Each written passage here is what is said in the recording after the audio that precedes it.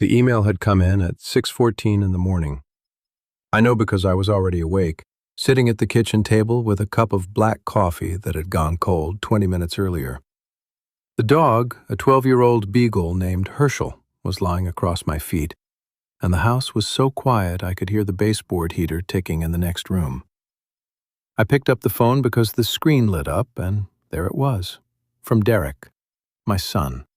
Subject line, "About Saturday." I opened it and read it twice. The first time I read it the way you read anything from your child, which is with the assumption that the words will make sense and that whatever is being said with love. The second time I read it the way I spent 22 years reading witness statements, which is slowly and with attention to what is missing. Dad, Kristen thinks it's best if you sit this one out. Nora's recital is a big moment for her, and we want to keep the energy positive. We'll send you a video after. Love, Derek. I set the phone down on the table. Herschel shifted under my feet.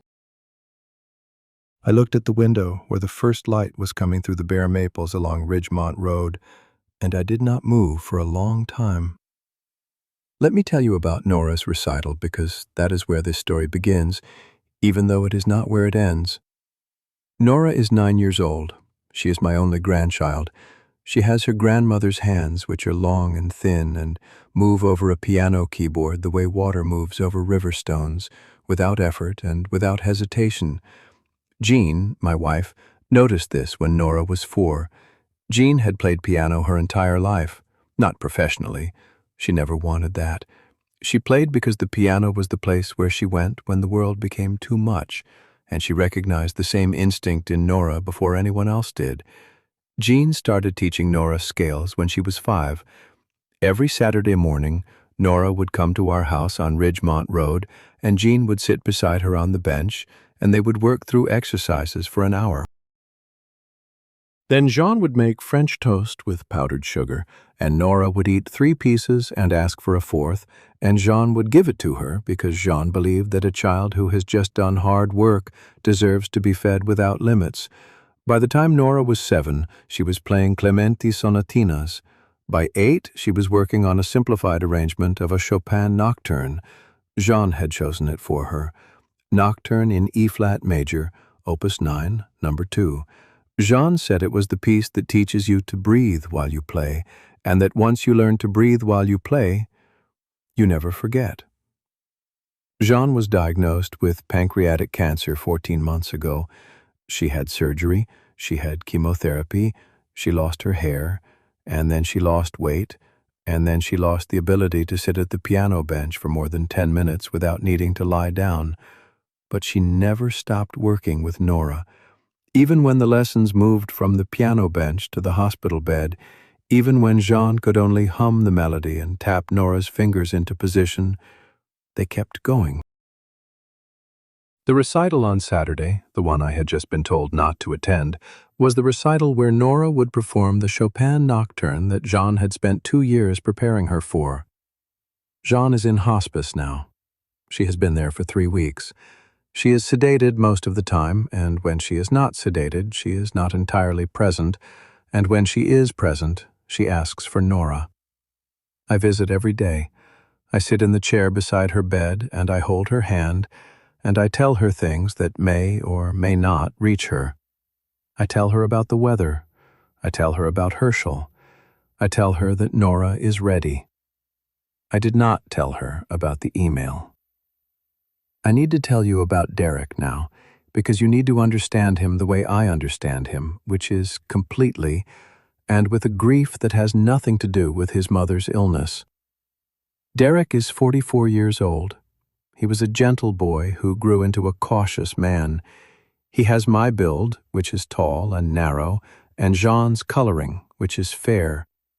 He was never loud. He never broke a rule. He was the kind of child who, when he knocked a glass off the counter, would sweep up every piece and then check the floor with his hand to make sure he had not missed a shard. I loved him for that care. Jean loved him for that care. But somewhere along the way, the care became something else. It became a need to avoid friction at any cost, and the cost, as it turned out, was higher than any of us imagined. He met Kristen Hafner 12 years ago at a corporate team-building event in Philadelphia. She was an event planner for a firm that handled conferences and galas. She was smart and organized and attractive, and she had a way of making a room feel like it was running on her schedule. Derek was immediately drawn to her, and I understood why. She was everything he was not. She was decisive. She was assertive. She walked into a conversation and took the center of it, and Derek, who had spent his life stepping aside, was relieved to find someone who would step forward. They married within a year. Jean had reservations. She never said so directly, but I knew. After 46 years of marriage, you do not need your wife to say everything out loud. You hear it in the things she does not say. When Derek told us about the engagement, Jean smiled and hugged him and said she was happy for him, and then she went into the kitchen and stood at the sink for a long time without turning the water on. That evening, while we were getting ready for bed, she said only this: "I hope she sees what we see in him." That was Jean. She never accused. She observed, and she hoped. Kristen and Derek bought a house in Bridgewater, about 40 minutes from us. Nora was born 3 years later. For a while, things were fine. Kristen was a competent mother. She was efficient with Nora the way she was efficient with everything. And if there was a warmth missing, I told myself that warmth takes different forms in different people, and that I should not judge my daughter-in-law by my wife's standards. But I am a retired detective. I spent 22 years in the Allegheny County Bureau of Investigations, and the thing about detective work that civilians never understand is that it does not begin with evidence. It begins with pattern. You watch, you notice what repeats, you notice what deviates, and you file it away without acting on it, because acting too early is how you lose a case. I noticed things.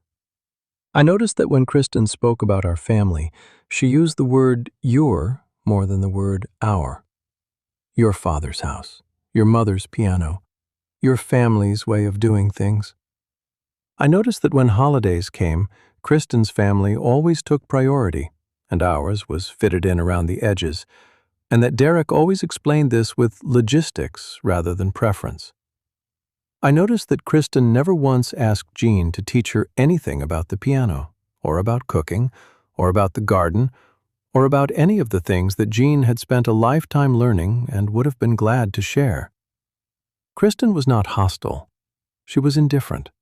And in a family, indifference is slower than hostility, but it reaches the same place. I noticed all of this, and I said nothing. Because I believed that my son was an adult and that his marriage was his own, and that the worst thing a father can do is insert himself into a space where he has not been invited. I was wrong about that. Not about the principle, about the timing. The morning of the email, after I had read it twice and set the phone down, I sat at the table and I thought about what Jean would say. She would say, "Go anyway." She would say, "That child needs to see your face in the second row." She would say, "Do not let anyone stand between you and that little girl." But John was in hospice, and she could not say anything, and I was alone in the house with a cold cup of coffee and a dog who was too old to care about any of it. I did not go to the recital. I want you to know that. I did not go because the email was not from Kristen. It was from Derek. And when your own son tells you not to come, you do not go. You sit in your kitchen and you listen to the heater tick and you wait for the video that you know, with the certainty of a man who has watched people lie for 22 years, will never be sent. The video was never sent. But something else arrived that week, a piece of mail. It came on Tuesday, 2 days after the recital. It was from First National Bank, where John and I have held a joint savings account for 38 years. The envelope was addressed to Derek Pollard, not to me, not to John. To Derek, at our address. I held the envelope up to the light the way I used to hold evidence bags, turning it slowly, reading the postmark, feeling the weight. Then I set it on the table, unopened, beside the cold coffee. Something was wrong. I had known it for months, maybe longer. But knowing something is wrong and knowing what to do about it are two different skills, and the second one takes longer to arrive. I picked up Herschel's leash and took him outside. The air was cold and smelled like wet leaves and wood smoke. Somewhere down the street, a neighbor was raking. I stood on the porch and looked at the maples, and I thought about Jean's hands on the piano keys, and I thought about Nora's hands on the piano keys, and I thought about the envelope on the table. Then I went back inside and I sat down and I waited, not because I did not know what to do, because I was not ready to do it yet. The envelope sat on the kitchen table for 3 days before I opened it. That is not entirely accurate. The envelope sat on the kitchen table for 3 days before I decided it was time to open it. In my years on the force, I learned that patience is not the absence of action. It is the selection of the correct moment for action. Rushing has solved exactly 0 cases in the history of criminal investigation. On Friday morning, I opened it. Inside was a statement for a savings account at First National. The account number matched the one Jean and I had opened in 1988, the year Derek was born. We had put money into it every month for 38 years. Never a large amount, $200, sometimes $300, sometimes more when the overtime checks came in. By the time Jean was diagnosed, the balance was just over $91,000. It was not retirement money. We had pensions and Social Security for that. It was what Jean called the certainty fund, money that existed so that no matter what happened, there would be a floor beneath us.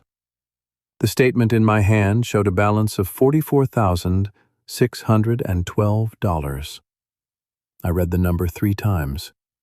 Then I turned the page and looked at the transaction history. There were 4 withdrawals over the previous 2 months, each between $8,000 and $15,000, each made at a branch in Bridgewater, Derek's town. Each one authorized by a signature I did not recognize but could guess. I set the statement down and I walked to the window. The maples on Ridgemont Road had lost the last of their leaves. The branches were bare and black against a gray sky, and a single crow was sitting on the power line across the street, watching the yard with the kind of fixed attention that I have always associated with predators. I picked up the phone and I called Derek. He answered on the 4th ring, which told me 2 things. He was awake, and he had looked at the caller ID before deciding whether to pick up. "Hey, Dad." "Derek, I got a bank statement in the mail." There was a pause. Not long, maybe 2 seconds. But 2 seconds of silence on a phone call is a confession, if you know how to listen for it. "Oh, yeah. I was going to talk to you about that." "Were you?" "Kristen and I have been helping manage some of the accounts. With Mom being sick and everything, we thought it would be easier if we had access. We set it up with the bank a couple months ago." "You set it up with the bank." "Dad, it's just administrative. We're not doing anything wrong. We're trying to help." I let the silence sit for 5 seconds. In an interrogation room, 5 seconds of silence after a weak statement is more effective than any question you can ask. The other person fills it. They always fill it. "We used some of the funds for Mom's medical expenses," Derek said. "Some stuff insurance didn't cover, and there were some household things. Kristen can walk you through it." "I don't need Kristen to walk me through my own bank account, Derek." "Dad, I'm just saying." "I heard what you said. I'll look into it." I hung up. I did not slam the phone. I did not raise my voice. I set it on the table beside the statement, and I stood very still for a moment, the way I used to stand in a doorway before entering a room that I knew contained something I would not want to see. Let me tell you about Ray Kovacs, because you will need to know who he is. Ray was my partner for 11 years in the Allegheny County Bureau. He is 69 years old, built like a mailbox, and has a voice that sounds like gravel being poured into a tin bucket. He retired 3 years before I did and opened a private investigation firm out of a 2-room office above a barber shop in Wilkinsburg. His wife, Diane, left him after 30 years of marriage, and he handled it the way he handled everything. He bought a bigger coffee maker and went back to work. Ray and I have dinner every other Thursday at a place called Brannigan's, which is a bar that serves food rather than a restaurant that serves drinks, and the distinction matters. The Thursday after I opened the bank statement, I drove to Brannigan's and sat across from Ray and ordered a Reuben sandwich and a ginger ale, and I did not mention the statement. Ray looked at me for about 45 seconds without speaking. Then he said, "Something's off." "Is it?" "You're holding your fork wrong.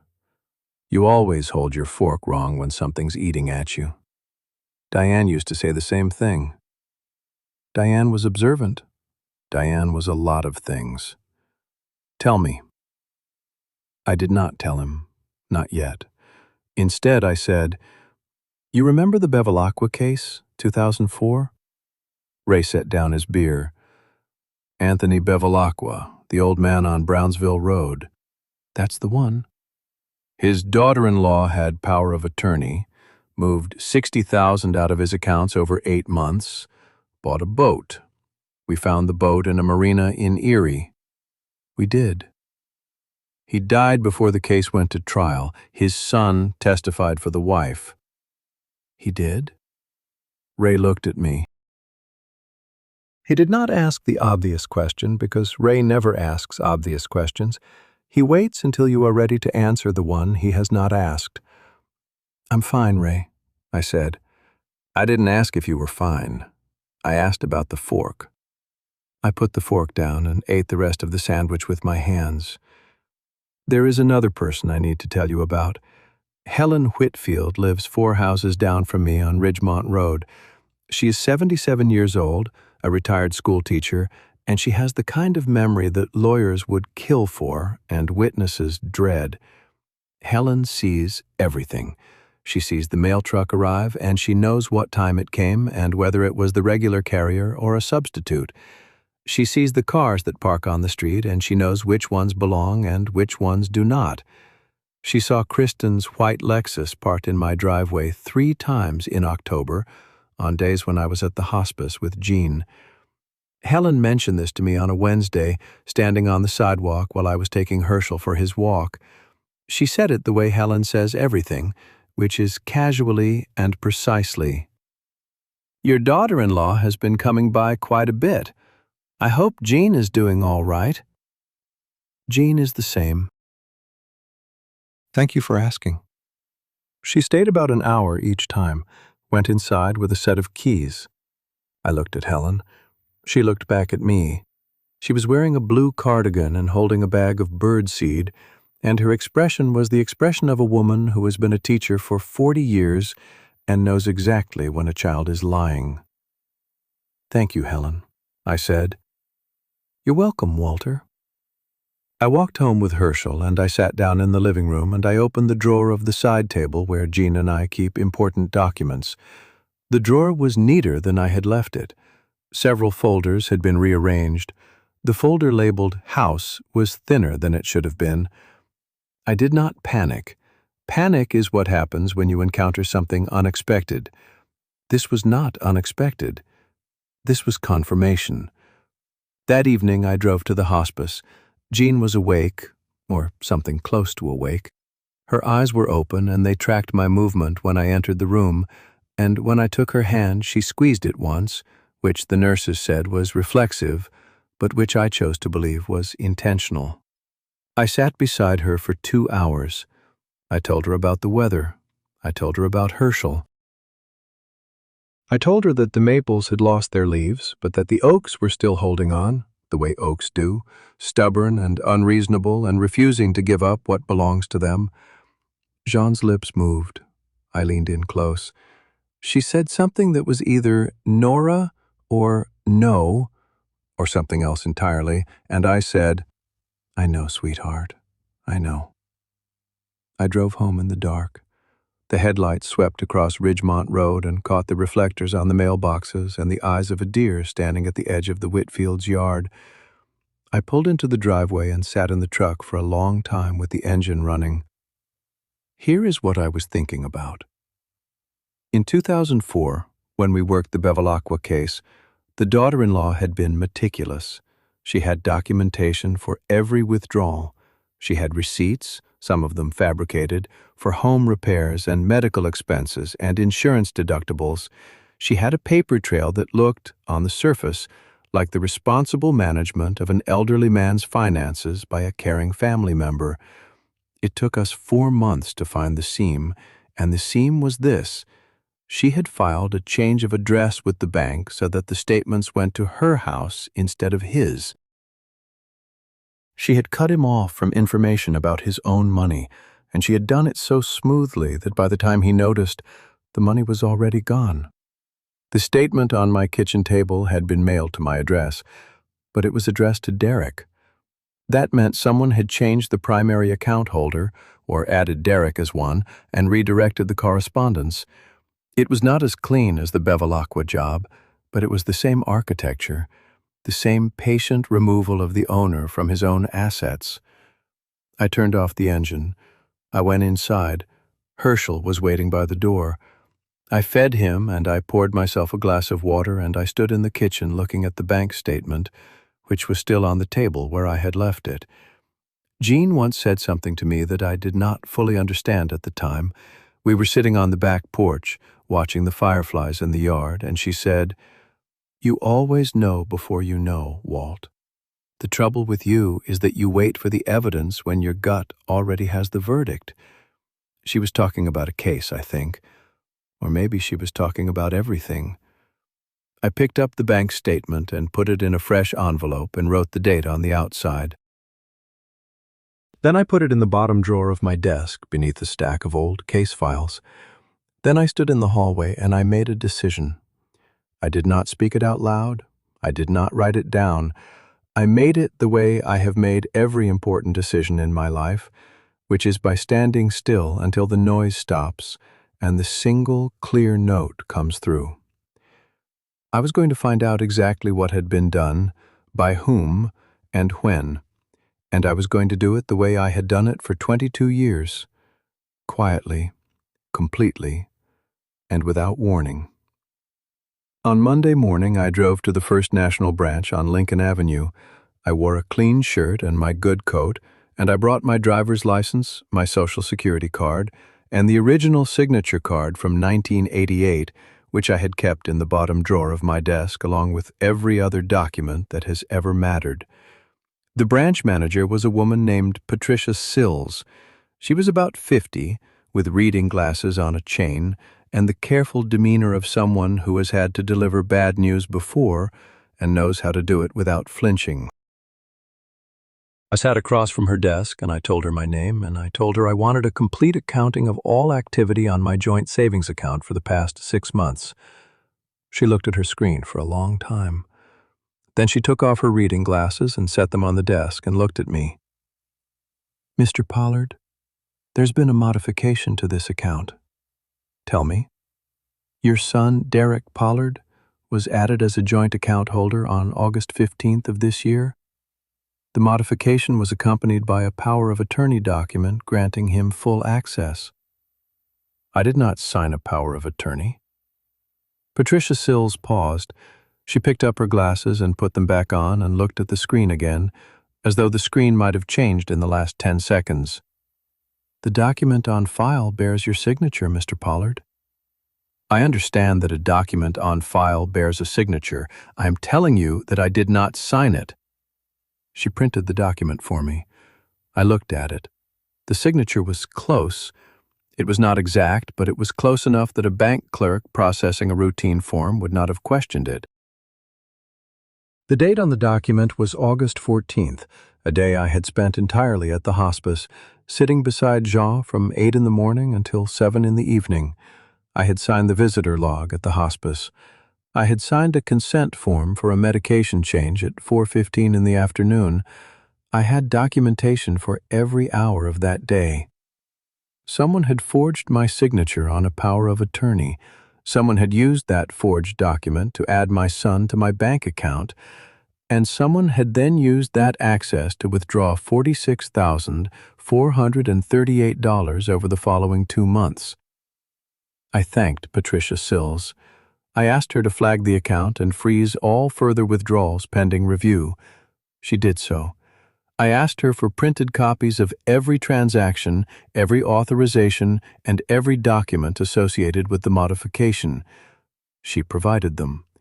I put everything in a manila envelope, and I drove to the parking lot of a hardware store 2 blocks away, and I sat in my truck and I went through every page. The withdrawals were structured to stay below the $10,000 reporting threshold. 4 transactions, $8,000, $12,000, $11,500, $14,938. The amounts were irregular enough to look organic, but consistent enough to suggest a plan. This was not careless spending. This was extraction. I drove home. I put the manila envelope in my desk drawer beside the bank statement. Then I called Derek. He did not answer on the first call. He did not answer on the second. On the third call, Kristen picked up. "Hi, Walt. Derek's in the shower. Can I help you with something?" "I need to speak with my son." "Is everything okay? Is it about Jean?" "It's about the bank account. Please have Derek call me when he's out." There was a pause. Then Kristen said, in a voice that was warm and measured and entirely controlled, "Walt, I know this might look confusing from the outside. Derek and I have been managing some finances to make sure everything is taken care of while Jean is in the hospital. We were going to sit down with you and walk through all of it. We just didn't want to burden you right now." "Kristen, have Derek call me." "Of course." He called 40 minutes later. 40 minutes is a long time to be in the shower, and I noted it the way I noted everything, without comment and without forgetting. "Dad, Kristen told me you called." "Derek, I went to the bank this morning." "Okay." "I need you to explain to me how a power of attorney with my forged signature ended up on file at First National. And I need you to explain where $46,000 of your mother's money has gone." The silence that followed was different from the 2-second pause on the earlier call. This was longer. This was the silence of a man standing at the edge of something and realizing that the ground is not where he thought it was. "Dad, Kristen handled the paperwork. She said you signed it." "I did not sign it." "She said you gave verbal authorization and she—" "Derek, stop." He stopped. "I did not authorize anyone to access my account. I did not sign anything. I was at your mother's bedside on the day that document is dated, and I have proof of that." "Dad, I'm sure there's an explanation." "There is an explanation. The explanation is that someone forged my signature, took my money, and cut me off from my own bank account." "What I need to know is whether you knew." "I didn't, Dad. I wouldn't." "Then you need to come to this house today, and you need to sit across from me, and you need to tell me the truth. Because if you cannot do that, then we have a problem that is bigger than money." He came at 4 in the afternoon. He pulled into the driveway in the silver Honda that Kristen had picked out for him 3 years ago, a car so bland and inoffensive that it seemed to have been selected specifically to avoid attracting attention. He sat in the driveway for 5 minutes before coming to the door, and I watched him from the kitchen window. He was gripping the steering wheel with both hands, staring at the garage. He looked like a man trying to remember how to breathe. When he came inside, he sat at the kitchen table, in the chair where Jean used to sit. I poured him a cup of coffee. He did not touch it. Dad, I need you to understand that I didn't know about the signature. All right. Kristen said you were on board with this. She said you wanted us to manage things while Mom was sick. She said it was too much for you. Do you believe that? She's my wife, Dad. That is not an answer to my question. He looked at the table. The coffee sat between us, untouched and cooling. Outside, a car passed on Ridgemont Road, and the sound of its tires on the wet pavement was the only sound in the house. Where is the money, Derek? I don't know exactly. Kristen handles our finances. $46,000. Your mother's money. And you don't know where it went. Some of it was for Mom's medical bills, the hospice fees, the hospice is covered by Medicare and our supplemental insurance. I have the statements. Try again. He looked at me then, and I saw something in his face that I had seen hundreds of times in interview rooms. Not guilt exactly, recognition. The moment when a person understands that the story they have been telling themselves has a hole in it, and that the hole has been there all along, and that someone else can see it. Dad, I'm sorry. I don't need you to be sorry, Derek. I need you to tell me what happened. I can't. You can. You are choosing not to. He stood up. The coffee was still untouched.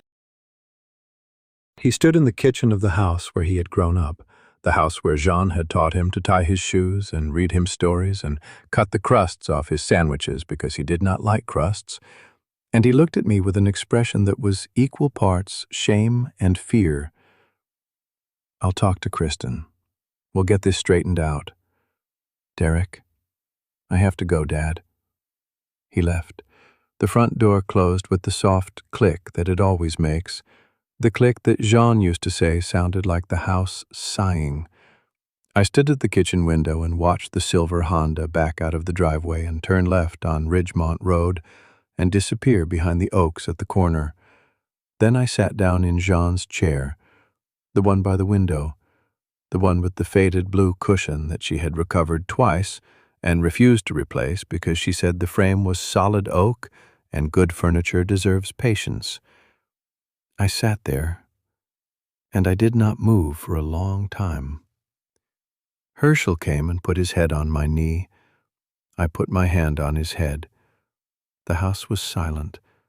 The heater ticked. The light came through the window at the angle it only reaches in late October, low and amber and full of the particular sadness that autumn carries in western Pennsylvania, where the trees give up their leaves with a kind of resigned dignity that I have always admired and never been able to imitate. I found Jean's reading glasses in the cushion of the chair. They had slipped between the seat and the armrest, the way they always did, because Jean would take them off when she was thinking and set them beside her and forget. I held them in my hand. They were light, with thin gold frames, and one of the nose pads was slightly bent from the time Nora had tried them on and laughed at how everything looked blurry. I put the glasses in my shirt pocket. I sat in Jean's chair for another hour. The light moved across the floor. The shadows of the maple branches made patterns on the wall that looked like handwriting, and I thought about all the things I had learned in 22 years of police work, and I thought about all the things Jean had taught me in 46 years of marriage, and I realized that the most important thing I had ever learned from either was this. When someone shows you who they are, you do not argue with the evidence. The evidence was on my kitchen table in a manila envelope. The evidence was in the empty space where $46,000 had been. The evidence was in the look on my son's face when he could not answer a direct question. I did not pick up the phone. I did not call anyone. I sat in the chair and I let the house settle into darkness around me, and when Herschel nudged my hand to tell me it was time for his dinner, I got up and fed him and turned on the kitchen light and stood looking at the manila envelope for one more minute. Then I opened the bottom drawer of my desk, and I took out a small leather notebook that I have carried for 30 years. It was the notebook I used on the job. Every case, every lead, every name. The last entry was from the day I retired. I turned to a blank page and I uncapped a pen, and I wrote the date at the top. Beneath the date, I wrote 5 words. I did not write them for anyone else to read. I wrote them because writing them down made them real, and because once something is real, it cannot be undone, and because I needed to know that I was not going to undo it. The 5 words were these: protect what she built. I closed the notebook. I put it back in the drawer. I turned off the kitchen light and I went upstairs to the bedroom that Jean and I had shared for 41 years, and I lay down on my side of the bed, and I looked at the ceiling, and I did not sleep. But I was no longer waiting. I have been alone before. When Jean went to visit her sister in Harrisburg for 2 weeks every summer, I was alone in this house, and it was fine.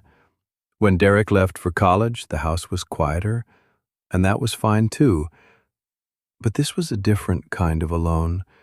This was the alone that arrives when you realize the people who are supposed to be standing beside you have been standing behind you, and not for support. I woke on Tuesday morning and lay in bed for 11 minutes. I know it was 11 minutes because I watched the clock on the nightstand, the same clock Jean bought at a flea market in Ligonier 23 years ago, the one with the cracked face that she refused to replace because she said a clock that still keeps time despite being broken deserves to stay. I watched the numbers change, and I let my mind do what it has always done best, which is organize. Here is what I knew. Kristen had obtained a forged power of attorney. She had used it to add Derek to my joint savings account with Jean. She had withdrawn $46,438 over 2 months in 4 transactions structured to avoid the $10,000 reporting threshold. She had been inside my house at least 3 times when I was at the hospice, using a set of keys I had never given her. She had rearranged the document drawer and removed at least some papers from the folder labeled House. She had arranged for me to be excluded from my granddaughter's piano recital. And she had positioned Derek as the intermediary for every communication, so that any confrontation I initiated would pass through my son before reaching her. Here is what I believed but could not yet prove. The withdrawals were not for Jean's medical care. The documents removed from the house folder were related to the deed on the property. Kristen's long-term objective was to gain control of the house, the savings, and any other assets she could identify, either before Jean's death or immediately after, using Derek's compliance and my grief as cover. And here is what Kristen did not know. She did not know that I had spent 22 years as a detective with the Allegheny County Bureau of Investigations. Derek knew, of course, but Derek had never described my career to Kristen in any detail. To her, I was a retired county employee who collected a pension and drove an old truck and lived in a house that was paid off. She had never asked what I did. She had never been curious.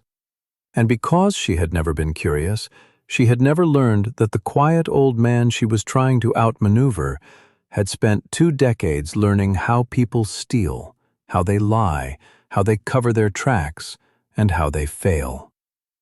She also did not know about the cars. I need to tell you about the cars now, because they are the part of this story that changes everything.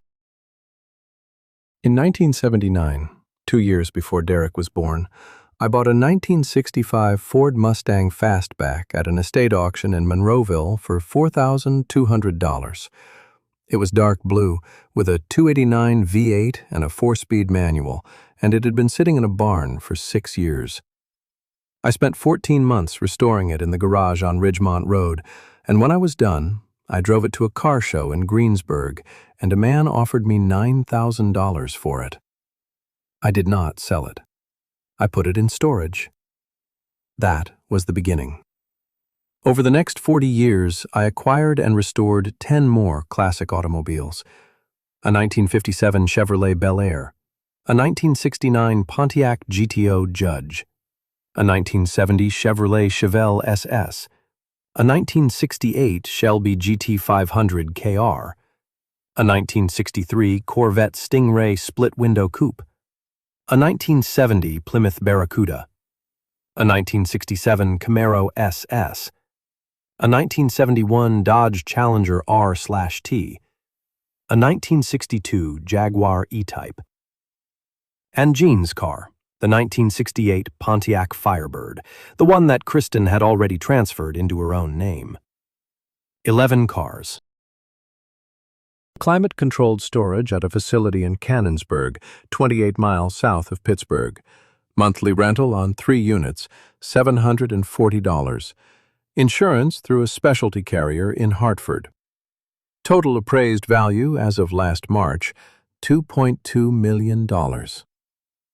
Jean knew about the cars. Derek knew they existed but had no idea of their value because I had never discussed it with him, and because Derek had never shown much interest in cars or in anything that required getting his hands dirty. Kristen did not know about them at all.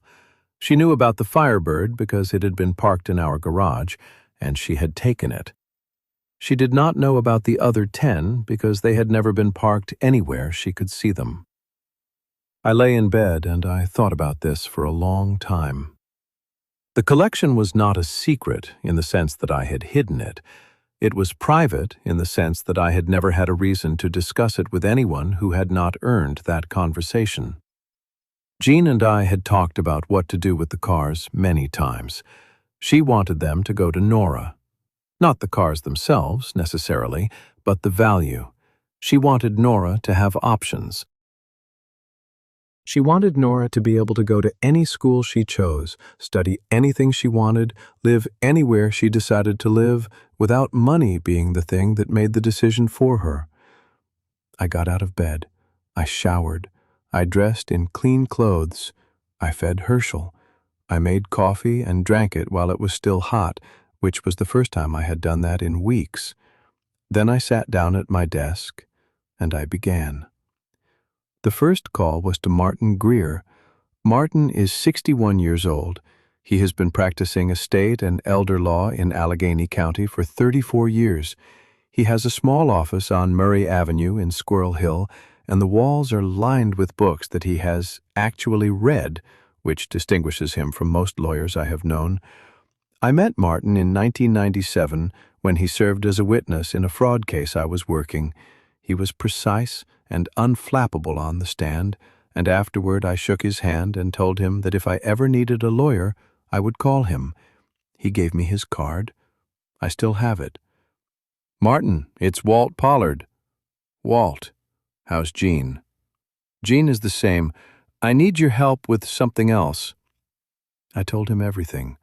The bank account, the forged power of attorney, the withdrawals, the Firebird, the exclusion from Nora's recital, the document drawer, Helen Whitfield's observations.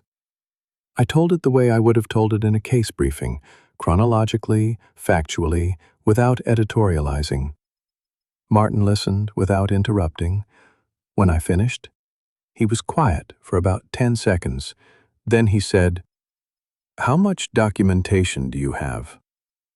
"The bank statements, the forged POA, the transaction records, and my hospice visitor logs for August 14th. That's a forgery charge and potential elder financial abuse. Have you filed anything?" "Not yet. I wanted to talk to you first." "Good. Don't file anything yet. Let me review the documents and build the case properly. If we move too fast, she'll destroy evidence. Do you have any reason to believe she knows you've discovered the forgery?" "Derek knows I went to the bank. He'll tell her." "Then we need to move quickly on preservation. I'll draft a spoliation notice and we'll get a forensic hold on her electronic communications. Can you get me the documents today? I can bring them this afternoon, 2 o'clock. And Walt, don't talk to Derek about this again. Anything you say to him goes directly to her. The second call was to First National Bank. I asked for Patricia Sills. She confirmed that the account was frozen and that no further transactions could be processed without my physical presence and identification. I asked her to prepare a formal affidavit confirming the timeline of the account modification and the source of the authorization documents. She said she would have it ready by Thursday. The third call was to Ray Kovacs. Ray, I need a favor. Name it. I need you to pull the cell phone records for Derek Pollard and Kristen Hafner Pollard for the last 6 months. And I need you to find out if Kristen has filed any real estate documents in Allegheny County in the last year. This is the thing from Thursday. The fork. This is the thing from Thursday. I'll have something for you by Monday. You okay? I'm working. That's not what I asked. It's what I've got. Ray paused. Then he said, I'll call you Monday, and hung up. I sat at the desk for a while after the calls. The house was quiet. Herschel was asleep in the hallway. The light was coming through the window behind me, and I could see my shadow on the wall, elongated and still, and I thought about Jean. She had said something to me once, years ago, during a case that had kept me awake for weeks. A pension fraud case. An accountant had been skimming from a union fund for 11 years. Small amounts, never enough to trigger an audit, and by the time we caught him, he had taken nearly $400,000. Jean had watched me work that case from the kitchen table, night after night, spreading papers across the surface, drawing timelines, connecting names. One evening she came up behind me and put her hands on my shoulders and said, "You don't need to find all of it tonight. You just need to find the thread. Once you have the thread, the rest comes to you." She was right then. She was right now. The thread was the forged power of attorney. Everything else, the withdrawals, the Firebird, the document drawer, the exclusion from Nora's recital, those were branches. The root was the forgery. If Kristen had forged my signature once, she would do it again, because people who commit fraud do not stop when it works. They escalate. They believe their own competence has been proven, and they reach further. I drove to Martin Greer's office at 2 o'clock. I brought the manila envelope with the bank documents and my hospice visitor logs. I sat across from his desk and I watched him read every page, turning them slowly, making notes on a yellow legal pad with a mechanical pencil. When he finished, he set the pencil down and looked at me over his glasses. "You have a strong case for elder financial abuse under Pennsylvania statute. The forged POA alone is a felony. The structured withdrawals suggest intent to evade reporting requirements, which adds a federal dimension. And the transfer of the vehicle without your knowledge or consent is conversion." What do I need to do? For now, nothing visible. I'm going to file a petition for an emergency protective order on the accounts and property. I'm going to request preservation of all electronic communications, and I'm going to retain a forensic accountant to trace the withdrawals. You keep doing what you're doing. Document everything. Dates, times, conversations. Use the notebook. I told him about the cars, all 11, the storage facility, the appraised value. His eyebrows rose exactly once, and then his face returned to its usual expression, which is the expression of a man who has heard everything and is surprised by nothing. $2.2 million, he said. Yes. And your daughter-in-law doesn't know? No. Then we keep it that way.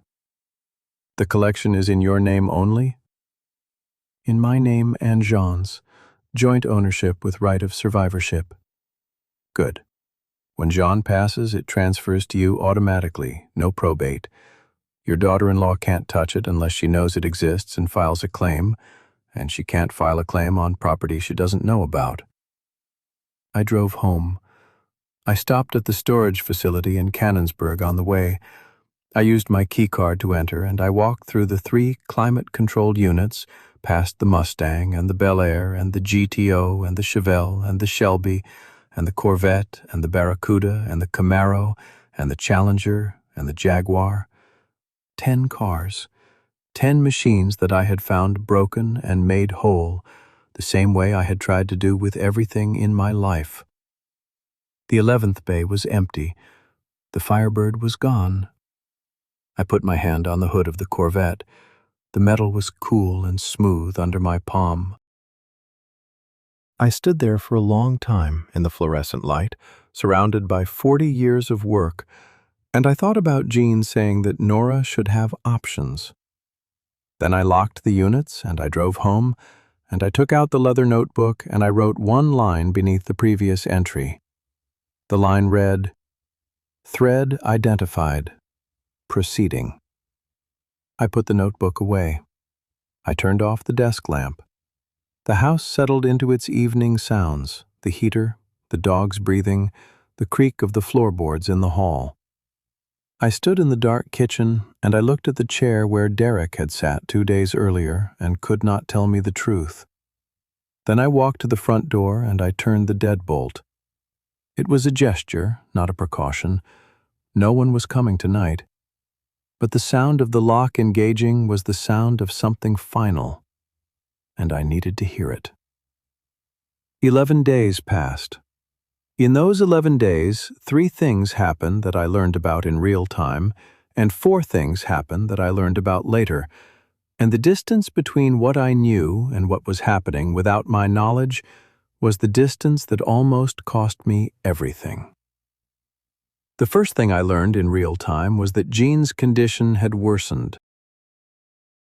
Dr. Annika Soren, Jean's attending physician at the hospice, called me on a Thursday morning and told me that Jean's pain management had been adjusted and that she was now on a continuous morphine drip.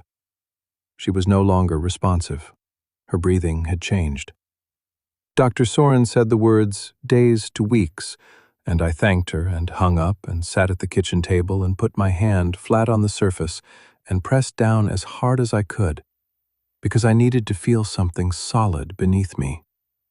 The second thing I learned in real time was that Kristen had visited the hospice.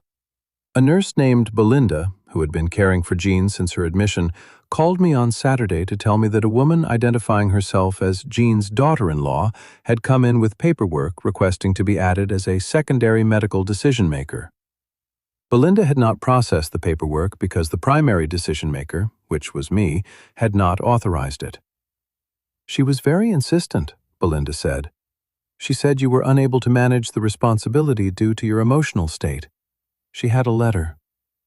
"What kind of letter?" "It looked like it was from a doctor. A psychiatrist, I think. It said you were experiencing cognitive decline and were not able to make medical decisions." "I don't have a psychiatrist." "I know, Mr. Pollard. That's why I didn't process it." I thanked Belinda. I asked her to make a copy of the letter and the paperwork and to keep the originals in Jean's file. She said she would. The third thing I learned in real time was the whisper moment, and it came from Dr. Soren herself. I drove to the hospice that afternoon. I sat with Jean for an hour. Her face was still and pale, and her breathing was shallow and regular, the kind of breathing that sounds like it could stop at any moment, but continues through some mechanism that has nothing to do with will or desire. I held her hand. I told her about Herschel. I told her the Oaks were still holding on. When I stood up to leave, Dr. Soren was waiting in the hallway. She is a small woman, Indian American, with dark eyes and a direct manner that I have always appreciated because it reminds me of Jean. She looked at me and she said, "Mr. Pollard, do you have a moment?" "Of course." "Can we step into my office?" We walked down the corridor to a small room with a desk and 2 chairs and a window that looked out onto a courtyard where someone had planted chrysanthemums. Dr. Soren closed the door and sat down and folded her hands on the desk. Mr. Pollard, I need to tell you something that may be difficult to hear. I am telling you because you are Jean's primary decision maker and because I believe you have a right to know. Go ahead. Over the past 3 weeks, your daughter-in-law has visited 4 times. Each time she has come with your son. Each time she has requested meetings with our administrative staff to discuss changes to Jean's care plan, her advance directives, and the disposition of her personal effects. She has requested copies of Jean's medical records. She has asked about the process for designating a new healthcare proxy. Has she been given any of that? She has been given copies of the medical records, which she is entitled to as an immediate family member's representative. She has not been given proxy authority because you hold that designation and you have not relinquished it. But I want you to understand the pattern. I looked at Dr. Soren. She looked back at me. There was something in her expression that went beyond professional obligation. It was concern. Not the diffuse institutional concern of a doctor following protocol. It was the specific, personal concern of a woman who had seen something that troubled her. "There's more," she said. "Tell me." During her last visit, your daughter-in-law spoke with one of our social workers. She made a statement that the social worker documented. She said, and I am quoting from the note, "We are concerned about Walt's ability to manage Jean's affairs. He is isolated, he is elderly, and he has no one looking out for his interests. We want to make sure that when the time comes, the transition is handled properly." The transition. Those were her words. Dr. Soren. My daughter-in-law has forged my signature on a power of attorney, withdrawn $46,000 from my bank account, transferred the title on my wife's car to her own name, removed documents from my home, fabricated a letter claiming I have cognitive decline, and attempted to have herself named as Jean's medical decision-maker. I am not isolated. I am not in decline. And the transition she is referring to is not Jean's death. It is the transfer of everything Jean and I built to herself. Dr. Soren was quiet for a long moment. Then she said, "I documented all of her visits and requests. They are in Jean's chart. If you need them for legal purposes, I will provide them." Thank you. Mr. Pollard, you should know that in my 18 years of practice, I have seen this pattern. It has a name in the literature. It is not uncommon, and it is not your fault. I drove home and I called Martin Greer and I told him everything Dr. Soren had said. He was quiet for 5 seconds. Then he said, "She's building a competency case against you. If she can get you declared incompetent, she gets conservatorship. If she gets conservatorship, she gets everything." How far along is she? The fabricated psychiatrist letter is amateurish. It won't survive scrutiny. But the hospice visits, the records requests, the statement to the social worker, those are laying groundwork. She's building a narrative. By the time she files, she wants there to be a paper trail that makes her look like the concerned family member, and you look like the aging father who can't cope. How long do I have? If she's smart, she'll wait until after Jean passes.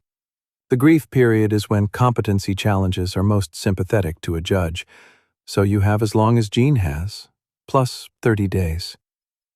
I hung up. I stood at the kitchen window.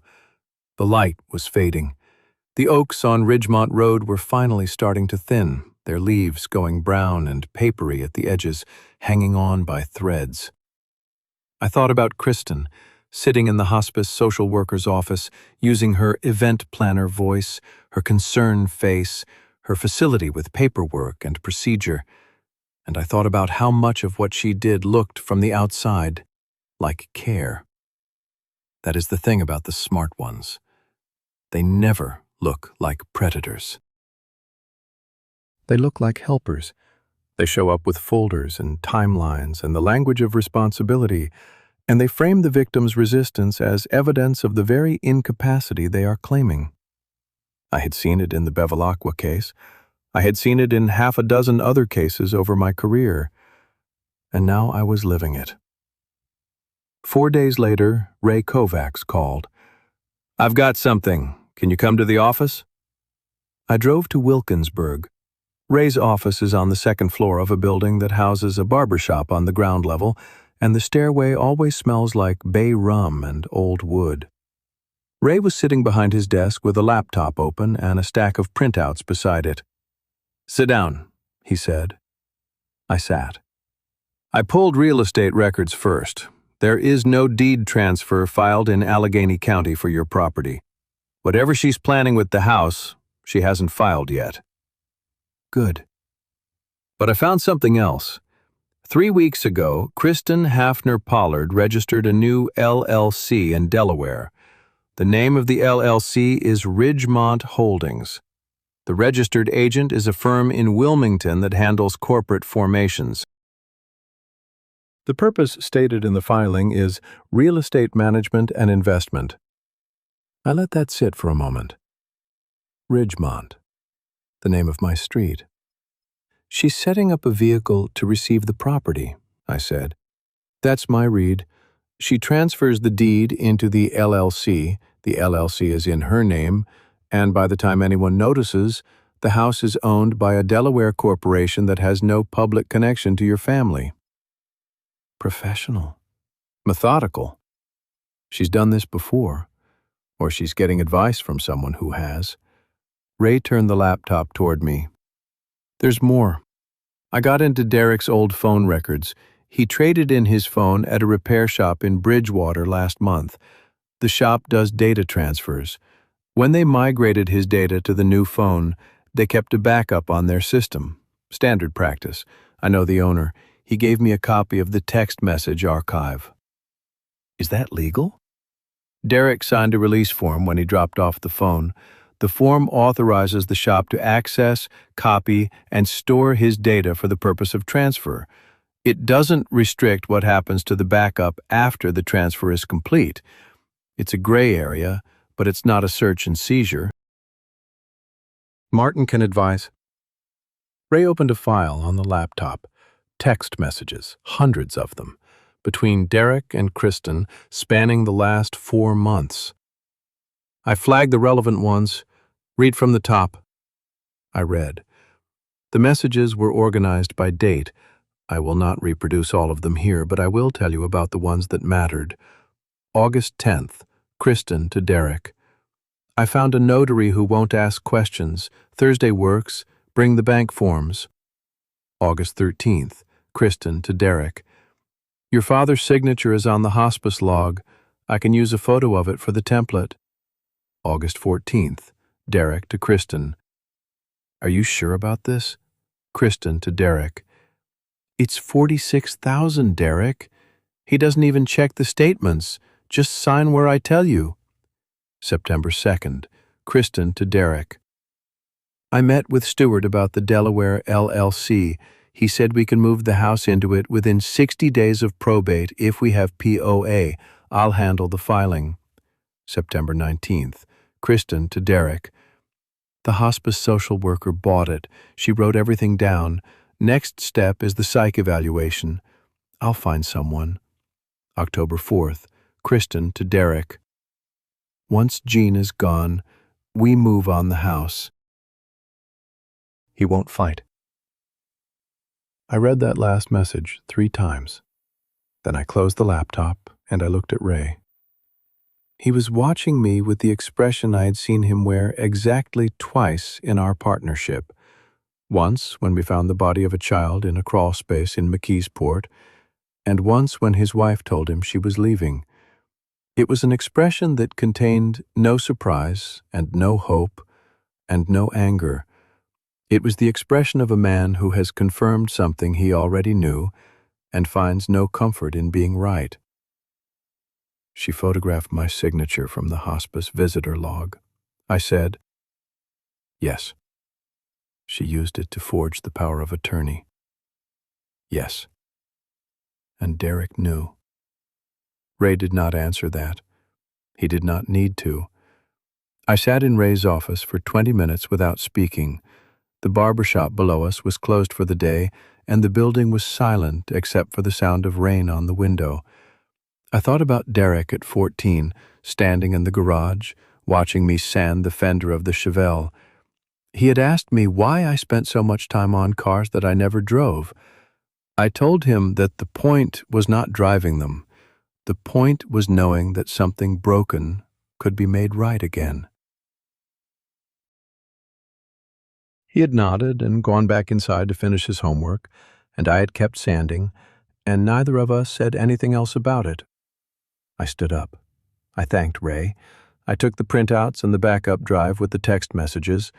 I drove home in the rain, and I pulled into the driveway, and I sat in the truck with the engine off and the rain hitting the windshield, and I looked at the house on Ridgemont Road, the house that Jean and I had lived in for 41 years, the house where Derek had taken his first steps, and Nora had played her first scales, and Jean had stood at the kitchen window every evening and watched the light change through the maples.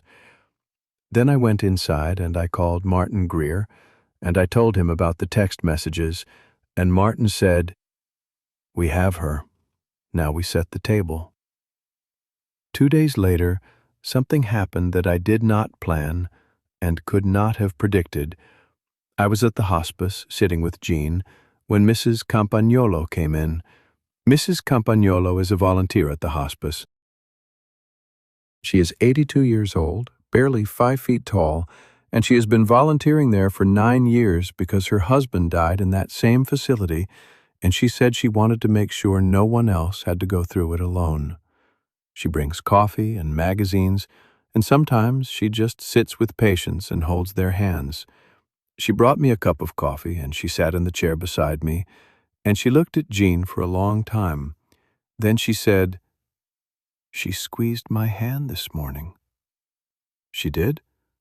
"Just once, very light, but it was there." I looked at Jean. Her face had not changed, her breathing had not changed, but somewhere inside whatever was left of her consciousness, something had moved. Mrs. Campagnolo patted my arm and stood up. "You're a good man, Mr. Pollard. Don't let anyone tell you different." She left. I sat with Jean for another hour. I held her hand, and I waited for a squeeze that did not come. And I told myself that it did not matter whether it came or not, because the fact that she had squeezed Mrs. Campagnolo's hand meant that she was still in there, still holding on, the way the oaks hold on, stubborn and unreasonable and refusing to let go. I drove home. I took out the notebook. I wrote one line, "Table set, waiting for the day." Then I closed the notebook and I fed Herschel, and I stood in the kitchen and I looked at the empty chair where my son could not tell me the truth, and I felt something I had not felt in a very long time. Not anger, not grief, clarity. The kind of clarity that arrives when you have all the evidence and you know exactly what happened and you know exactly what you are going to do about it, and the only thing left is the doing. Ray Kovacs came to my house on a Sunday morning. He brought a box of donuts from a bakery in Lawrenceville that has been there since 1953 and a thermos of coffee that could have stripped paint off a car hood. He set both on the kitchen table, and he sat down in the chair across from me, and he said, "Let's go through it from the top. I need to tell you about Ray properly now, because he deserves more than what I have given him so far. Raymond Francis Kovacs was born in Braddock, Pennsylvania in 1957. His father worked at the Edgar Thompson steel mill until it closed, and his mother ran a dry cleaning shop on Braddock Avenue. Ray grew up in a row house with 3 brothers, and he joined the Allegheny County Police at 22 because, as he once told me, it was either that or the mill, and the mill was already dying. He made detective at 30 and was partnered with me at 34. For 11 years, we worked cases together, and in those 11 years, I learned more about Ray Kovacs than most people learn about anyone in a lifetime. He is the kind of man who does not speak unless he has something to say. He listens the way a carpenter measures, once, carefully, before cutting. His handwriting is terrible, and his reports were always late, but his instincts were flawless. In 11 years of partnership, he was wrong about a suspect exactly once, and that case was overturned on appeal because the actual perpetrator confessed from a prison in Ohio. Diane left him in 2015. She said she was tired of being married to a man who gave more attention to strangers' problems than to his own family's. Ray did not argue with her. He signed the papers and he moved into a one-bedroom apartment above the barber shop, and he put a coffee maker on the windowsill and a filing cabinet in the closet, and he went back to work. When I asked him how he was doing 3 months after the divorce was final, he said, "I know how to live alone." What I didn't know was that I'd been living alone the whole time. That was Ray. He understood loss the way a man who has been through it understands it. Not as a theory, but as a geography. He knew the terrain. He was here now because he believed in something, and the something was not justice in the abstract. It was the specific belief that a man should not have to fight his own family for the right to keep what he built. Ray had lost his marriage. He had lost half of everything he owned in the settlement, and he had watched it happen with the clear eyes of a man who knew that sometimes the law is not the same as fairness, and that the distance between the two is where most of the damage occurs. We spread everything on the kitchen table: the bank statements, the forged power of attorney, the hospice visitor logs, the transaction records from First National, the Delaware LLC filing for Ridgemont Holdings, Ray's printouts of the cell phone records, and the backup drive containing 4 months of text messages between Derek and Kristen. "Start from the beginning," Ray said. "Walk me through it the way you'd walk a jury through it." I did. I started with August 10th, the first text message about the notary, and I moved forward through the timeline day by day. Ray took notes on a yellow legal pad, the same brand Martin Greer used, because there is apparently only one kind of legal pad in western Pennsylvania, and every man over 50 owns a stack of them. When I reached October 4th, "Once Jean is gone, we move on the house. He won't fight." Ray set his pen down and looked at the table for a long time. The donuts were untouched. The coffee was getting cold. "She photographed your signature from the hospice log," he said. "That's what the August 13th text says. That means the hospice is a crime scene, or at least a source of evidence. The visitor log is a document. She used it to commit forgery. Martin is aware." "Good." Ray picked up his pen again. "What about Derek?" "What about him?" "The texts show he knew." August 14th. "Are you sure about this?" "That's not a man who's unaware. That's a man who's uncomfortable but compliant." "I know. You need to decide what you want to happen to Derek. Because when this goes to a prosecutor, Derek is a co-conspirator. He signed bank forms. He participated in withdrawals. He stood in the room while his wife forged your signature, and he said nothing." I did not respond immediately. I looked at the table, at the papers spread across its surface, at the evidence of my son's participation in the dismantling of everything his mother and I had built. And I thought about something Jean had said, not about Derek specifically, but about people in general. She had said it during a conversation about a neighbor whose adult daughter had stolen from her, and Jean's words were, "Some people don't become who they are. They become who they're standing next to." "I want to protect Derek if I can," I said, "but I won't protect him at the cost of protecting myself." Ray nodded. "That's the right answer. Martin will know how to structure it. We worked for 3 more hours. Ray organized the evidence into categories: financial fraud, forgery, identity theft, elder abuse, attempted conservatorship fraud. He labeled each document with a case number because Ray had been retired for 6 years, but he still processed evidence the way he had been trained, and training does not expire. By noon, we had a timeline that covered 4 months, 14 discrete acts of fraud or deception, and a clear pattern of escalation.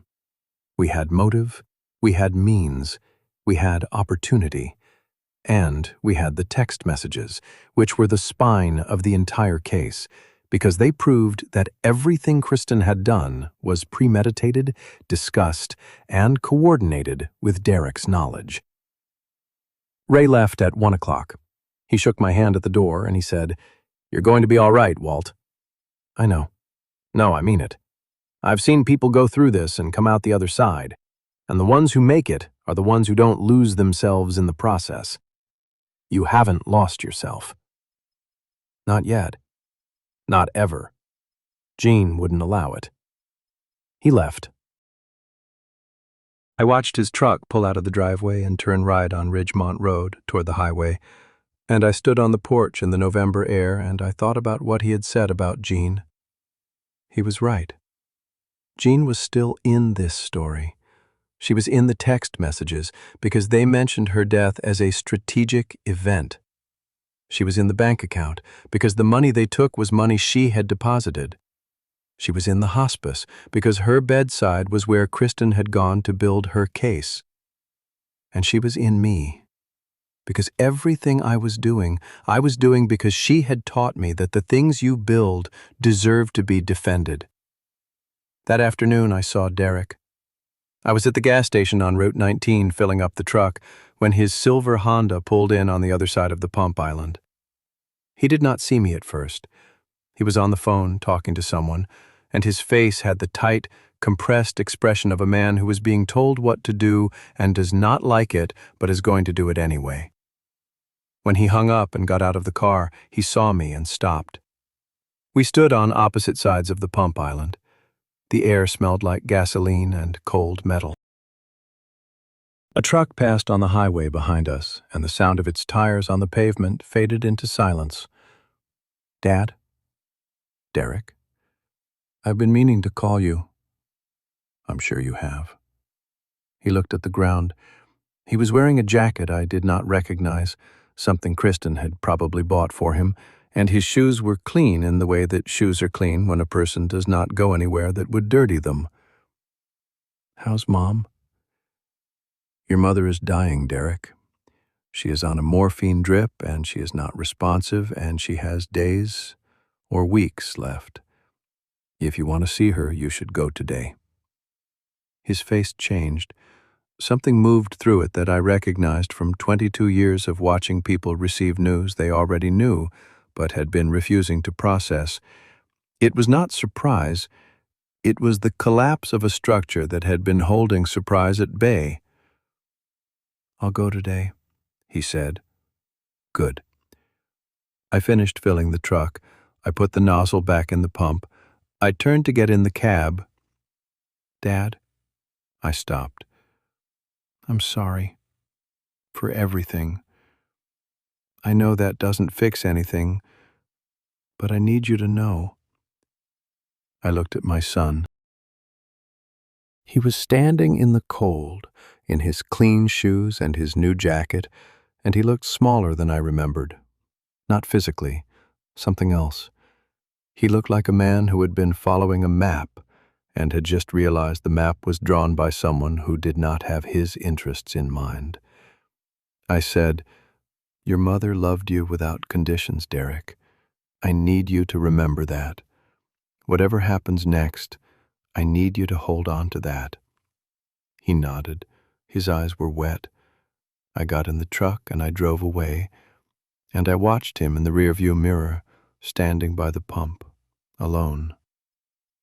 That night I could not sleep. I sat in the dark living room in Jean's chair and I looked at the shadows on the wall, and I thought about everyone who would be affected by what was coming.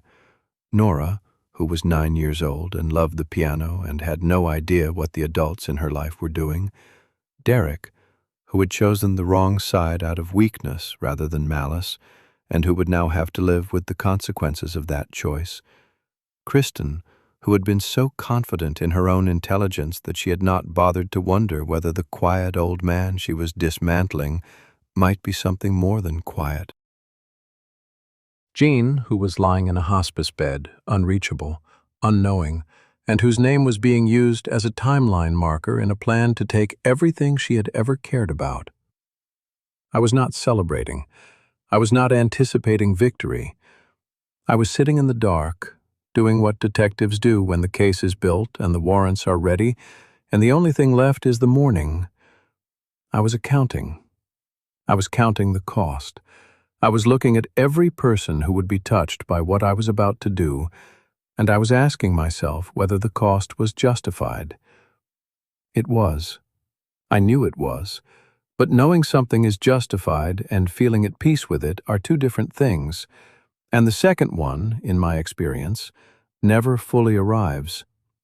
At 3 a.m, Herschel came and put his head on my knee. I put my hand on his head. Outside, the wind was moving through the oaks, and the branches scraped against each other with a sound like whispered conversation, and I sat there and I listened to it, and I waited for the morning. The morning came. They always do. I woke at 5:47 on the morning of the deposition, not because of an alarm. I have not needed an alarm in 30 years. My body has its own clock, and it has always known the difference between an ordinary morning and a morning that matters. I lay in bed for 3 minutes. The room was dark and cold, the way November rooms are cold in western Pennsylvania when the heating system has not yet caught up with the night. I could hear Herschel breathing at the foot of the bed. I could hear the wind in the oaks.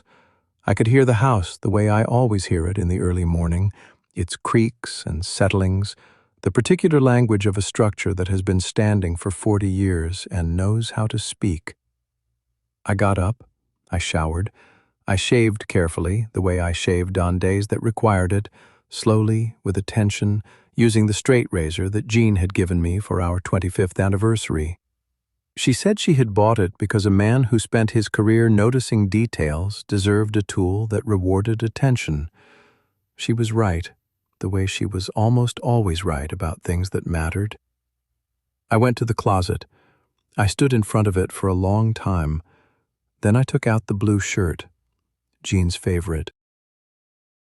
She had bought it at a shop in Pittsburgh 7 years ago, and she had said when she handed it to me that it was the color of November sky just before the weather changes, which was her way of saying it was the color of something that knew what was coming and was not afraid of it. I put on the blue shirt and gray trousers and the sport coat I wore to Derek's college graduation, and I looked in the mirror for exactly 2 seconds, which is the amount of time a man should spend looking in the mirror on a day like this. I went downstairs. I made coffee. I stood at the kitchen window and drank it while it was hot, watching the first light come through the maples. The leaves were gone now. The branches were bare and black against a pale gray sky, and the yard looked clean in the way that yards look clean after everything unnecessary has fallen away. I fed Herschel. I put on my coat. I picked up the leather notebook from the desk and put it in my inside pocket, not because I would need it today, but because I had carried it every day for 30 years, and I was not going to stop now. I drove to Martin Greer's office on Murray Avenue. I arrived at 8:15, 45 minutes before the deposition was scheduled to begin. Martin was already there, in his shirt sleeves, with a cup of coffee and a stack of documents on his conference table. The court reporter, a woman named Connie Alvarez, was setting up her equipment in the corner. Ray was there too, leaning against the wall with his arms crossed, wearing the same jacket he wore to every official proceeding, dark navy, slightly too big in the shoulders, his one concession to formality. "How are you?" Martin asked. "Ready," I said. "She's bringing her own attorney, a man named Jeffrey Stiles. He practices in Pittsburgh. He's good." "I know Jeffrey Stiles," I said.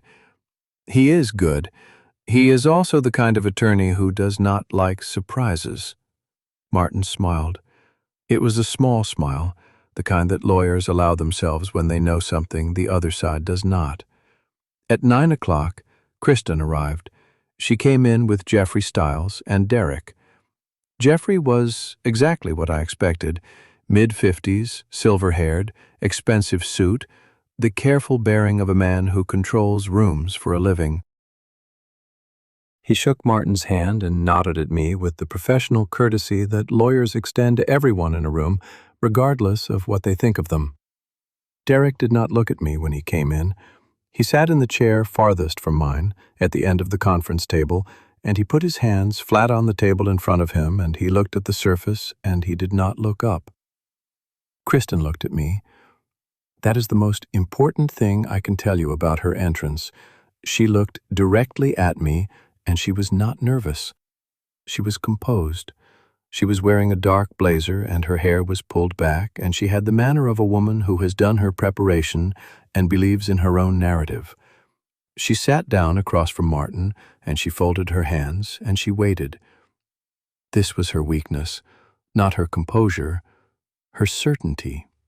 She was certain because she did not know what was in the room with her. She knew about the bank account. She knew about the Firebird.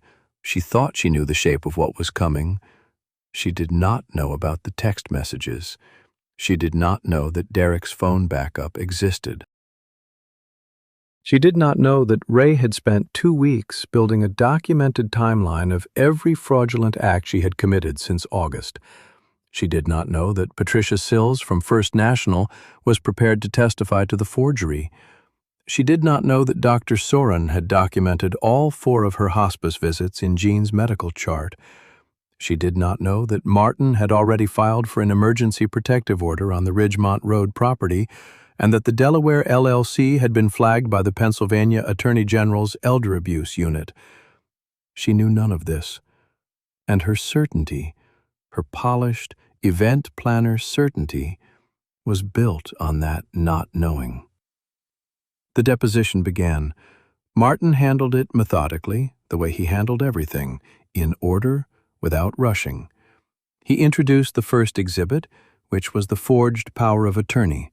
He introduced the second exhibit, which was my hospice visitor log from August 14th, showing my signature, my arrival time, my departure time, and the 12-hour gap between them and the time the power of attorney had been notarized. Jeffrey Stiles objected to the characterization of the document as forged and requested time to review the exhibits. Martin allowed it. Kristen leaned over to Jeffrey and whispered something. Her hands were still folded on the table. Her composure was still intact. Martin introduced the third exhibit, the transaction records from First National showing 4 structured withdrawals totaling $46,438, each made at the Bridgewater branch. Jeffrey said, "These withdrawals were made with proper authorization by an account holder."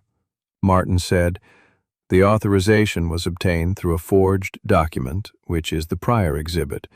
We will demonstrate the chain." The fourth exhibit was the statement from Patricia Sills, the branch manager, confirming the date and nature of the account modification and the source of the authorization. The fifth exhibit was the statement from Dr. Soren, documenting Kristen's 4 hospice visits, her requests for records, her attempt to have herself named as medical proxy, and the fabricated letter claiming I had cognitive decline. At this point, Jeffrey Stiles asked for a recess. Martin granted 5 minutes. Kristen and Jeffrey stepped into the hallway. I stayed at the table. I poured a glass of water. I looked at the window. Derek was still in his chair, still looking at the table. "Dad," he said. I looked at him. "I didn't know about all of it," he said. "The hospice, the psychiatrist letter, I didn't know about that." "I believe you, Derek. But I knew about the bank. I knew about the POA." "Yes." "I'm sorry." "I know you are." He looked back at the table. His hands were still flat on the surface, the way they had been since he came in, and I understood that he was pressing them down for the same reason I had pressed my hand down on the kitchen table the morning Dr. Soren called me, because he needed to feel something solid beneath him. Kristen and Jeffrey came back in. Jeffrey sat down and straightened his papers and said, "My client is prepared to address these allegations and provide documentation for all withdrawals as legitimate expenses." Martin said, "Of course, but before we proceed, I have one additional exhibit." He nodded to Ray. Ray placed a laptop on the conference table and opened it. On the screen was the text message archive from Derek's phone backup. The messages were organized by date and displayed in a format that any person in the room could read. Jeffrey Stiles said, "Counsel, what is this?" Martin said, "These are text messages between Derek Pollard and Kristen Hafner Pollard, spanning August 10th through October 4th of this year. They were preserved as part of a data transfer from Derek's personal device at an authorized repair facility. They are relevant because they establish premeditated intent." Jeffrey looked at the screen. He read the first flagged message, then the second, then the third. His expression did not change, because Jeffrey Stiles was too good at his job to let his expression change. But something shifted in his posture, something almost imperceptible. The slight forward lean of a man who has just understood that the room is different from what he thought. Kristen was reading too. I watched her.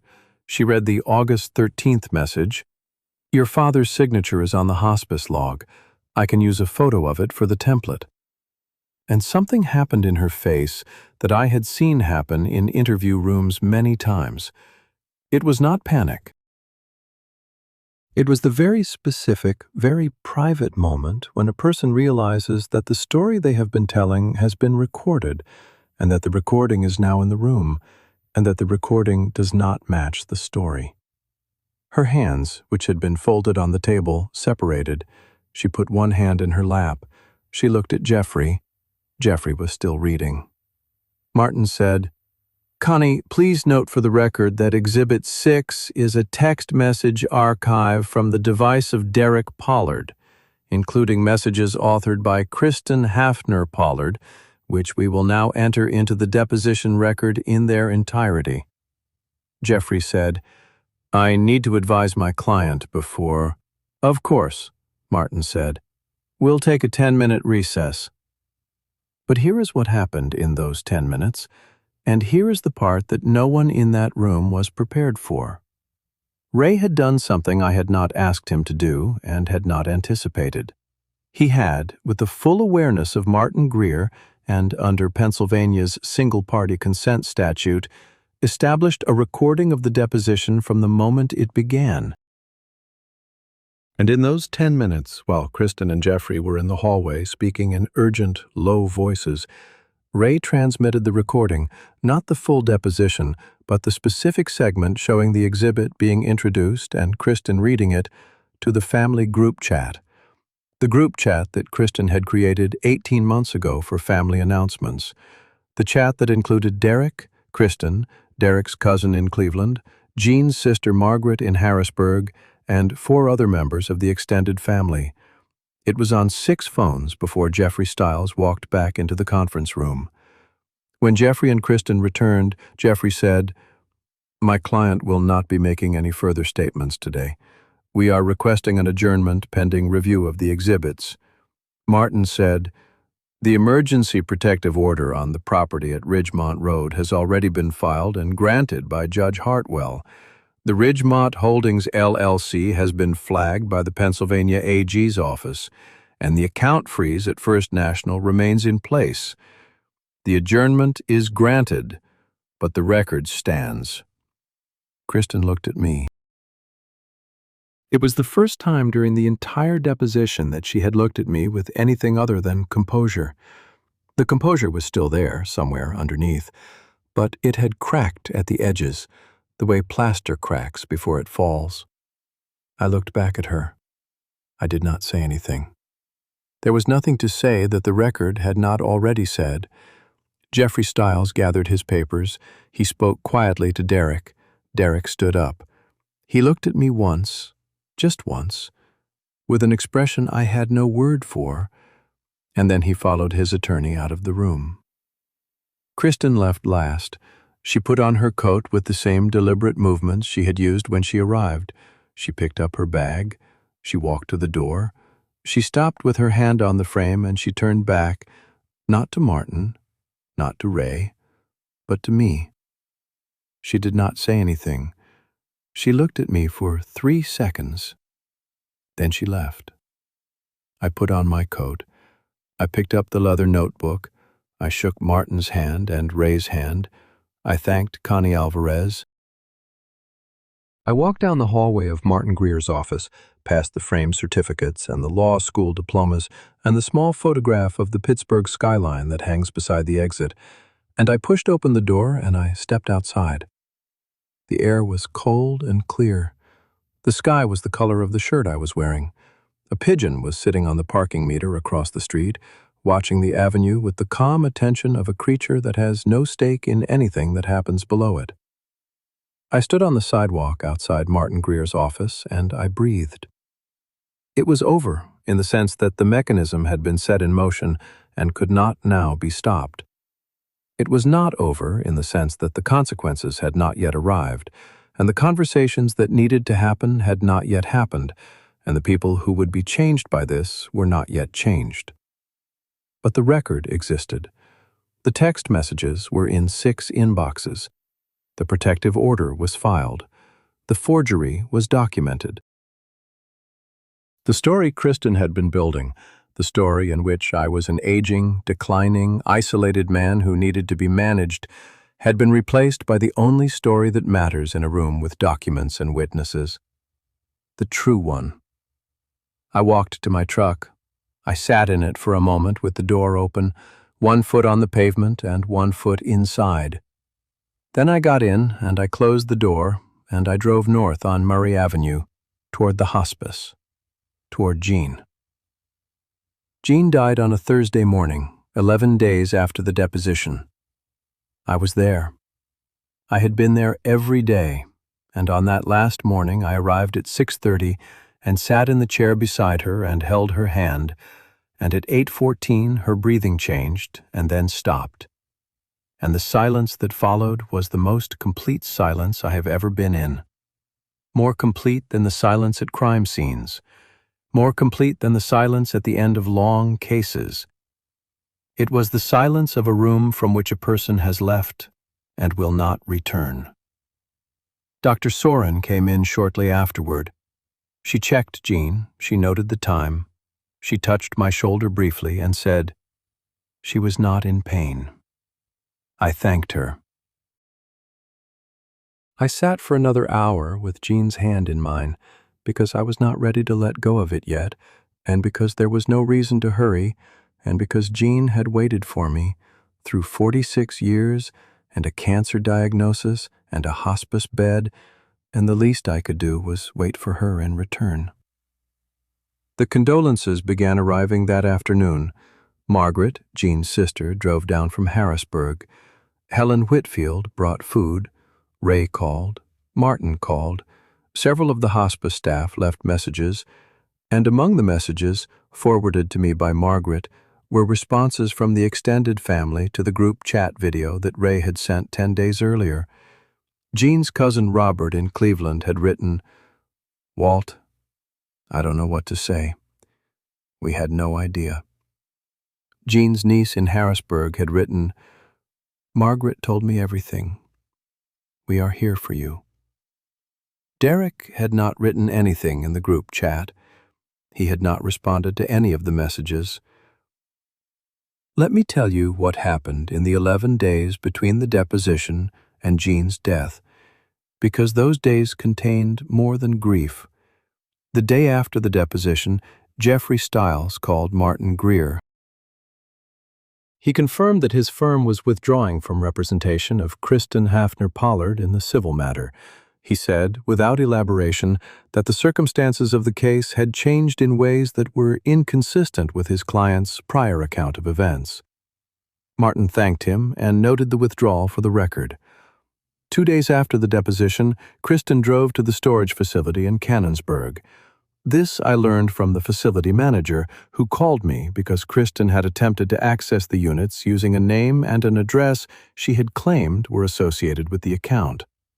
They were not. The units were in my name only. The facility manager told her so and asked her to leave. She left. So she had found the storage facility. I did not know how.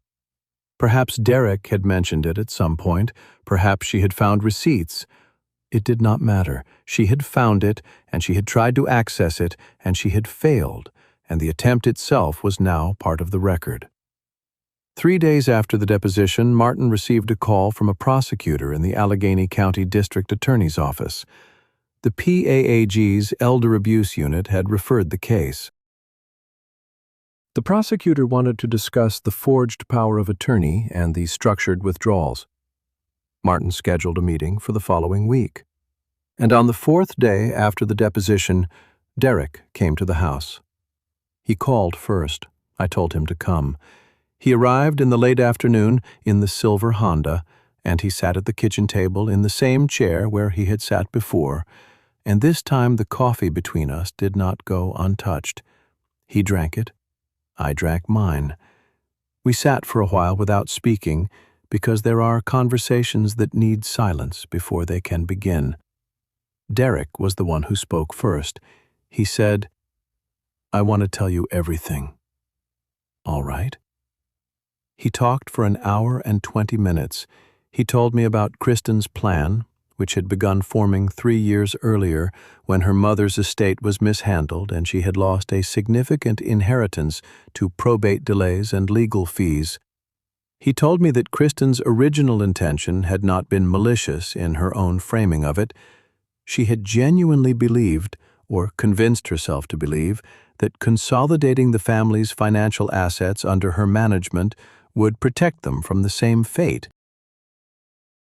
That belief had curdled somewhere along the way into something else, into a conviction that the assets needed to be under her control specifically, not just protected generically. And that conviction had curdled further into the plan that Ray had documented and Martin had presented. "She's not evil," Derek said. "I know that doesn't make it better." "No," I said. "It doesn't." I should have said no. At every step, the notary, the bank forms, all of it, I should have said no. "You should have." I was afraid of her. I looked at my son. He was 44 years old, and he was telling me he had been afraid of his wife, and I thought about what Martin had said in the days following the deposition, when we had been reviewing the case and the question of Derek's involvement came up. Martin had mentioned something he had read in a journal on family dynamics, something about a concept called triangulation, developed decades earlier by a psychiatrist named Murray Bowen.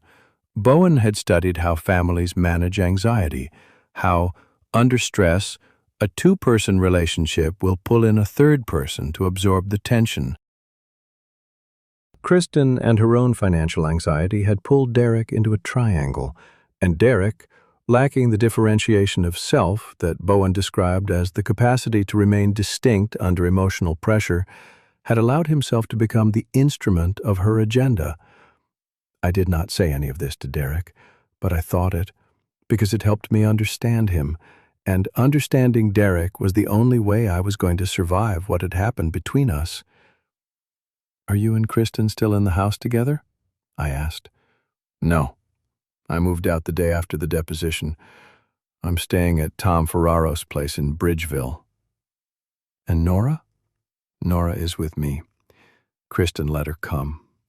I think Kristen understood that fighting over Nora right now would make everything worse." "Has Nora been told anything?" "I told her that her mom and I are having a hard time, and that we're going to be in different houses for a while." She cried. Then she asked if she could call you. "She can always call me." "I know. I know she can." Derek set down his coffee cup. "Dad, I need to ask you something, and I need you to be honest with me. Go ahead. Are you going to try to put me in prison? I looked at him for a long time. Outside, the November afternoon was fading, the light going flat and gray, the shadows of the maple stretching across the yard toward the house. A single leaf, the last one on the oak at the corner, let go of its branch and turned slowly in the still air before landing on the porch railing. The prosecutor is looking at everything, I said. I don't control what they decide. What I control is my testimony, and my testimony is going to be the truth. The truth is that you participated in a plan that caused significant harm, and that you knew it was wrong, and that you did not stop it. The truth is also that you are my son, and that I believe you when you say you're sorry, and that I intend to tell the prosecutor exactly that. That's not the same as protecting me. No, it's not. You're going to have to live with what you did, Derek. There's no version of this where you don't. But I'm not going to reach further than the truth to hurt you. That's what I can offer. He nodded. He stood up. He put on his coat and picked up his keys, and he stood at the kitchen door for a moment.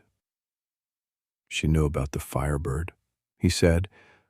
She found a registration in the glove box about 2 years ago. She thought it was the only car. I know.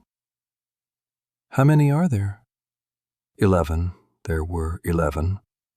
He looked at me. Something moved across his face, something that was not quite grief and not quite surprise, but was somewhere between the two. Jean never told me. Jean was better at keeping secrets than either of us knew. He almost smiled. It was the saddest near smile I have ever seen on a person's face. Then he left, and the door closed with its soft click. And I sat at the kitchen table in the failing light, and I thought about Jean. I drove to the hospice. I drove there because there was nowhere else I needed to be, and because Jean was still alive, still breathing, still somehow present in the room that had become her world. I sat beside her and I held her hand, and I told her about Derek's visit. I told her about the deposition. I told her about the text messages and Martin Greer and Ray Kovacs and Dr. Soren and Mrs. Campagnolo. I told her about the blue shirt and the parking meter pigeon and the single last leaf on the oak in the front yard. I told her, "We're all right, sweetheart. We're going to be all right." I did not know on that evening that she had less than a week left. But I think some part of me understood it, because I stayed longer than usual until the hospice was quiet and the hallway lights had dimmed, and when I finally stood up and put on my coat and picked up my notebook, I stood at the door for a long time, looking back at her. Jean's cardigan was folded on the chair in the corner, a blue one, the same blue as the November sky in a certain kind of light. I had brought it from home weeks earlier because the room was sometimes cold, and I had thought she might want it. And then she had become too sedated to wear it, and it had stayed on the chair, folded the way Jean always folded things, precisely, with the seams aligned and the corners squared. I left it there. It seemed right to leave it there. It seemed like the kind of thing she would have wanted. A piece of herself in the room where she had spent her last weeks, familiar and blue and exactly folded. I drove home in the dark, and I thought about what it means to have loved someone for 46 years, and I could not find a word for it. There is no word for it. Language was built for shorter spans. Jean was buried on a Saturday in late November in the cemetery on Bower Hill Road where her parents and her grandparents are buried, in a plot we had chosen together 12 years earlier on a Sunday afternoon when we had driven out that way for no particular reason and had walked among the old stones reading names and had decided, without drama, that this was a place we would not mind returning to. It was a clear day, cold and still, and the sky was the color of pewter, and the bare oak on the hill above the cemetery threw a shadow across the grass that moved very slowly as the clouds shifted. Margaret flew in from Harrisburg. Ray was there. Helen Whitfield was there, in her blue coat, standing near the back with her hands folded.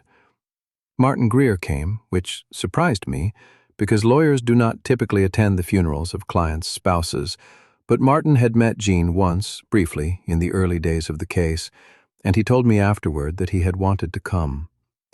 Mrs. Campagnolo came from the hospice. She wore a red hat. Derek was there with Nora. They stood together on the opposite side of the grave from me. Nora was holding Derek's hand with both of hers, the way small children hold on when they are frightened, and she was crying without sound, the way children cry when they understand that something has ended, but do not yet have the language for what it means. Derek looked at me once across the grave, and I nodded. He nodded back. Kristen was not there. In the weeks following the funeral, the legal machinery moved with the methodical pace of legal machinery, slowly, completely, and without regard for anyone's convenience. The Allegheny County District Attorney's Office filed charges against Kristen Hafner Pollard on the 4th of December. 3 counts: forgery of a legal instrument, financial exploitation of a protected adult under Pennsylvania statute, and identity theft. The financial exploitation count carried a potential sentence of up to 7 years. Jeffrey Stiles, who had withdrawn from the civil matter, did not take the criminal case. Kristen retained a different attorney, a man from Pittsburgh who specialized in white-collar defense. The Delaware LLC, Ridgemont Holdings, was dissolved by order of the Pennsylvania Attorney General's office on the 12th of December.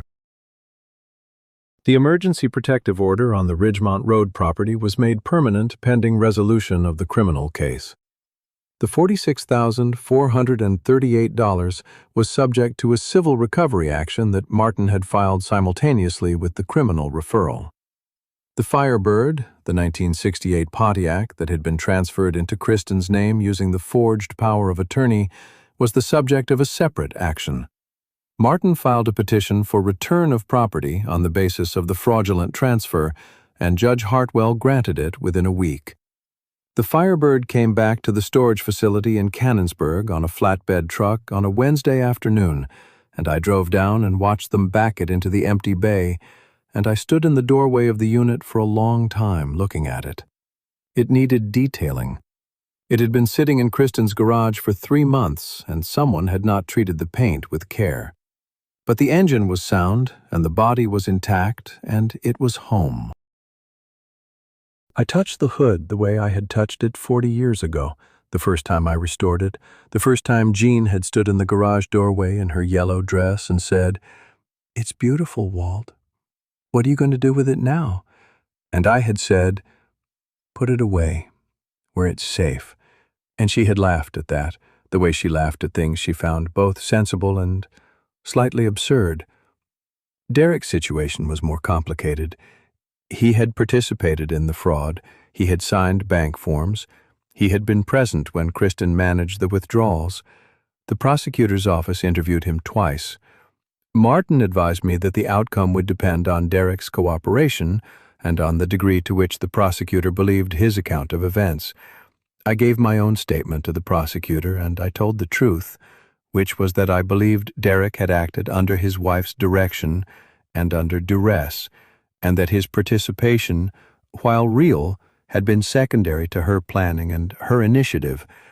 I did not minimize what he had done. I did not make excuses. I told the truth, and the truth was complicated, and I let the prosecutor do his job with it. Derek was offered a cooperation agreement in exchange for his testimony against Kristen. He accepted it. He would not face criminal charges. He would, however, face civil liability for the withdrawals, and he would spend the next several years paying back what had been taken, which seemed to me like the appropriate consequence for a man who had done wrong not from malice, but from weakness, and who needed to understand, in the most concrete possible way, what weakness costs. On a Sunday afternoon in early December, Derek came to the house again. He brought Nora. Nora had not been to the house on Ridgemont Road since before Jean's diagnosis, and she walked through the door and stopped in the hallway and looked at the house the way children look at places they have loved when they return to them after absence, with the specific attention of a person checking to see whether the love is still there. "Grandpa?" she said. "Hi, sweetheart." She went to the piano, Jean's piano, the upright Steinway that had been in the living room for 30 years. She sat on the bench and she put her hands on the keys, and she played the opening of the Chopin Nocturne, the E-flat major one. Opus 9, number 2. The one Jean had spent 2 years preparing her for. She played it quietly, slowly, with the breathing that Jean had taught her. The notes moved through the house the way light moves through old glass, slightly refracted, finding the corners. When she finished, she sat still for a moment with her hands resting on the keys. Then she turned around and looked at me. "Grammy would have liked that," she said. "She would have loved it," I said. Nora nodded, as if this confirmed something she had already decided. Then she got up from the bench and went to find Herschel, who was sleeping in the kitchen, and I stood in the living room doorway and looked at the piano and at the bench where Jean had sat for 30 years, and I held myself very still until the feeling passed through me and out the other side. Derek sat at the kitchen table. We drank coffee. There was silence between us, but it was a different silence from the ones that had come before. It was not the silence of evasion or the silence of confrontation. It was the silence of two people who have said most of what needs to be said and are now living in the aftermath of it, which is quieter than the saying, but no less difficult. "I need to tell you something," Derek said. "Go ahead." Kristen is going to plead not guilty. Her attorney is going to argue that she acted in good faith, that she believed she had verbal authorization from you. It's going to be a long process. "I know." "I'm going to have to testify against her." "I know that too." "She's still my wife, Dad. Technically. We haven't filed for divorce yet. I don't know if that makes it worse." "It makes it honest," I said. "You're not pretending the marriage didn't happen. You're accounting for it." He looked at his coffee cup. "She called me last week. She said she could explain everything. She said I owed her the chance to explain." "What did you say?" "I said I'd already heard the explanation in the text messages." I looked at my son. He was 44 years old, and he was beginning, I thought, to understand something about himself that he had spent his entire adult life avoiding. The understanding was painful and incomplete, and it would take years to finish arriving. But it was there. You could see it in the way he held himself now, slightly less collapsed, slightly more present. The posture of a man who has stopped following someone else's map and is learning to read the terrain. There was a place Jean and I used to go in the winter, a cemetery, but not our family cemetery, an older one in the borough of Carnegie, where the graves go back to the early 1800s. Jean loved old cemeteries because she said they were the most honest places in the world. Everyone in them had gotten something right and something wrong, and now they were quiet about it. I drove there on a Tuesday in the second week of December. The ground was hard with frost. My breath made small clouds in the air. I walked among the old stones until I reached the iron bench near the back wall where Jean and I had always sat on our visits, and I sat down, and I spoke to her. "Jean," I said, "I've been thinking about what to do with the cars. You always said they should be for Nora, not the cars themselves, the possibility they represent. I've decided to put 10 of them into a trust in Nora's name to be liquidated when she turns 18. The estimated value at current appraisal is $2,040,000 minus the Firebird. Enough for any school. Enough for any beginning. The Firebird I'm keeping. I'm going to drive it. I know you would have said it was about time." The wind moved through the bare trees at the edge of the cemetery. A crow somewhere in the distance made a sound and then was quiet. "You were right about Derek," I said. "You said he needed someone to show him how to stand up. I should have done that sooner. I don't know if I can do it now, but I'm going to try. He's coming around, slowly. He's a good man who made bad choices, and those are not the same thing as a bad man." I sat for another few minutes. The cold was settling into my coat. A thin line of light was moving across the tops of the western trees as the sun shifted. "I'm going to be all right," I said. "I know you know that, but I needed to say it out loud, in a place where you'd hear it." I drove home. I fed Herschel. I made soup from a recipe Jean had written out on an index card 20 years ago and kept in the kitchen drawer, and I ate it at the table where she used to sit, and it tasted right, and I let myself feel that. By March, the case had taken on the particular rhythm of legal proceedings that are moving in the right direction, methodical, unglamorous, and slower than anyone would like. Kristen's criminal trial was scheduled for the following September. Her attorney had filed the expected motions, a challenge to the admissibility of the text messages, an argument for exclusion of the phone backup on privacy grounds, a request for a change of venue. Judge Hartwell denied all three in February in a ruling that Martin described as thorough and unambiguous. The civil recovery action for the $46,438 was proceeding separately, and Martin was confident about the outcome. The Firebird was in the garage. I had driven it twice, once on a clear Saturday in February when the roads were dry and the air was cold and sharp, up Route 19 toward the county park and back, with the windows down and the heater on, which is the correct way to drive a classic car in winter, cold on the outside, warm in the middle. The second time I drove it, Nora was in the passenger seat. She had asked to come. She sat with her hands in her lap and her eyes wide, and when we turned onto the highway she said, "It sounds different from regular cars." "It does," I said. "Why?" "Because every part of it was made by a person's hands, not a machine's. You can hear the difference." She thought about this for a while. Then she said, "Grammy drove this car?" "This is the car she was in when I knew I wanted to marry her." Nora looked at me. She was 9 years old, and she had the kind of face that does not yet know how to pretend to understand things it does not understand, which is the most honest kind of face there is. "What happened?" she asked. "We were driving on a highway in western Pennsylvania, and the sun was going down, and she was in the passenger seat with her feet up on the dashboard, and she was singing along with the radio. Badly. She could not carry a tune." Nora laughed.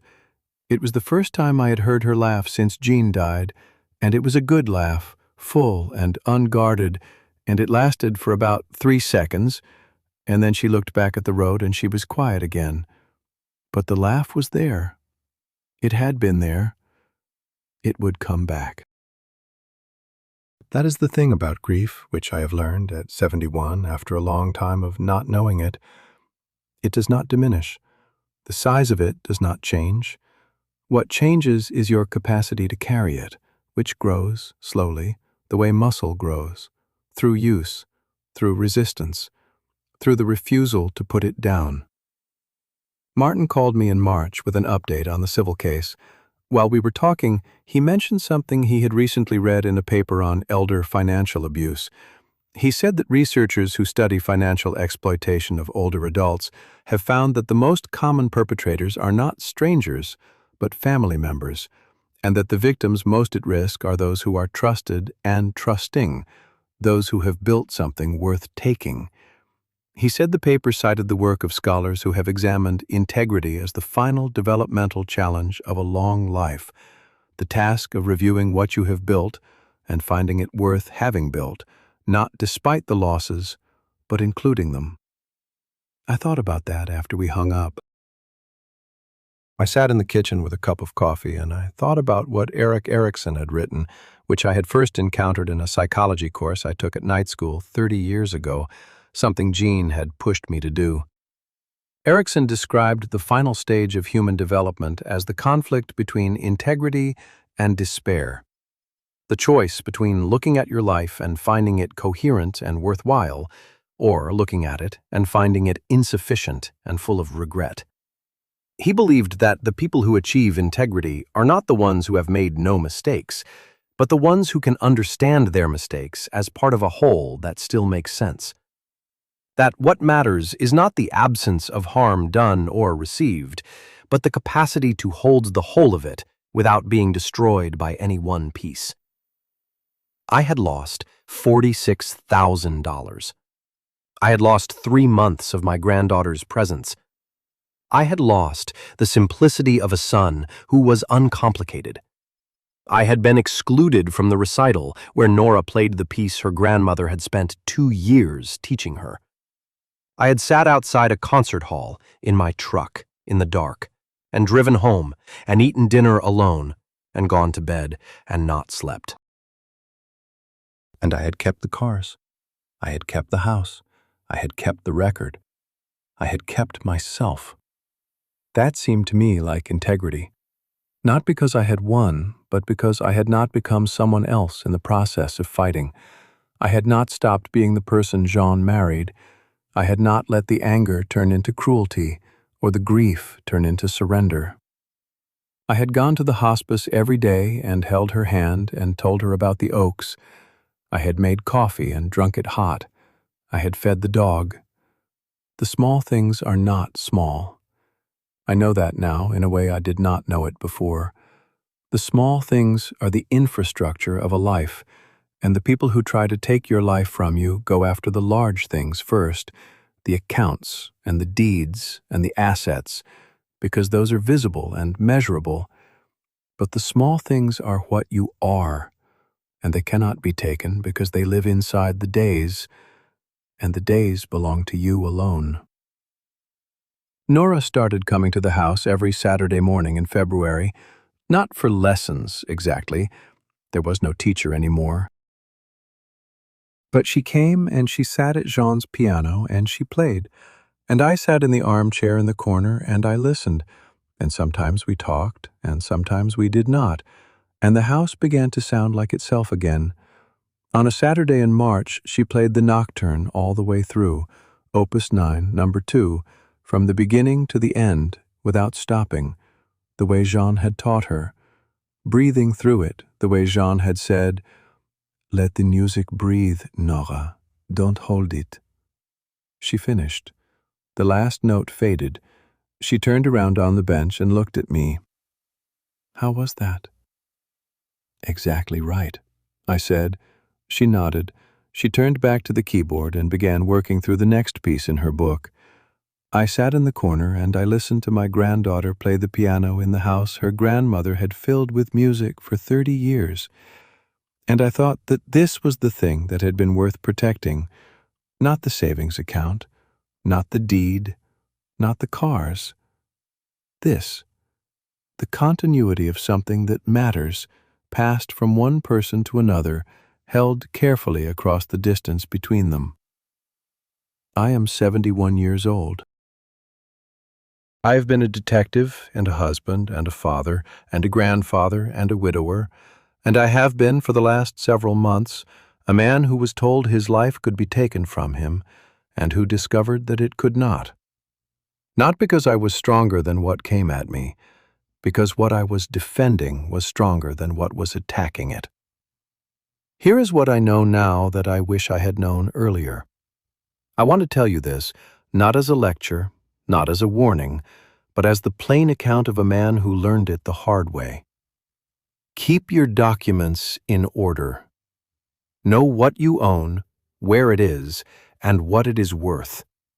Do not assume that love means access, or that family means shared interest, or that silence means safety.